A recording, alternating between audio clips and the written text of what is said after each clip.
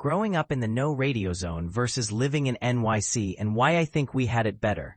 When I tell people where I grew up, I usually get one of two reactions, confusion or disbelief. I'm from a tiny spot in West Virginia, tucked deep into the national radio quiet zone. You know, that big chunk of land where radio transmissions, cell towers, Wi-Fi, basically anything wireless, are heavily restricted because of the giant telescopes out there. Growing up, it was just normal. We didn't have cell phones, not because our parents were strict, but because they literally didn't work. You might have one for emergencies, but even then, it was pretty much a glorified paperweight.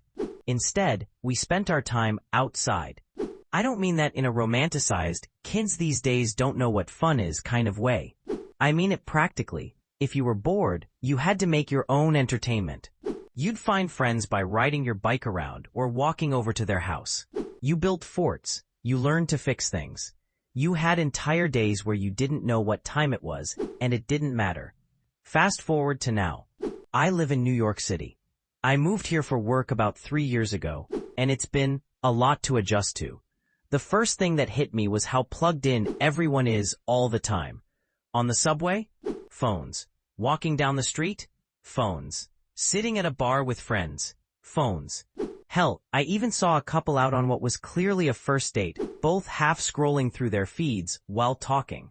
It's like people here are afraid of boredom, or silence, or just being.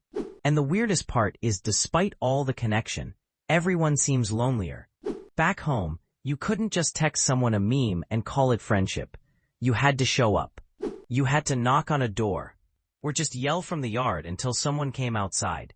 You looked people in the eye when you talked to them. You knew every neighbor's name, not just the weird ones. Here in the city, I don't even know the people who live across the hall. And when I smile at strangers, the habit that's hard to break, 9 times out of 10, they look at me like I've lost my damn mind. Don't get me wrong. There are things I love about NYC. The energy, the opportunities, the absolute insanity of it all. But sometimes I wonder if we didn't lose something when we gained all this technology. Something small, quiet, and important. I'm not saying everyone should move to a dead zone and give up their phones. But if you ever get the chance, leave your phone at home for a day. Walk around. Look at people. Notice how much more real everything feels. It's terrifying at first, and then it's not. Anyway, thanks for coming to my weird little TED Talk. Just needed to get that off my chest.